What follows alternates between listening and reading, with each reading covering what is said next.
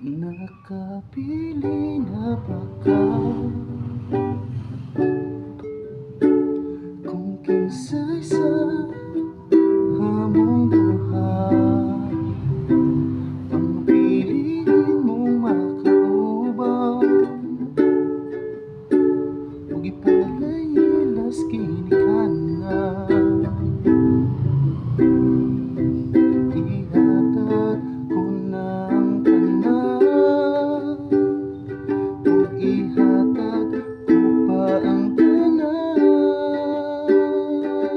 pa. Kung siya man ang mapilian, wa ko'y mahimo ana, pero sakit lang gyud kaayo. Kung siya man ang maswertehan, mupalayo na ko ninyo o ihilak lang sa dako, pero uyak kang bayaan o yang binuhangan naghihitabo. Wala na siya'y balikan.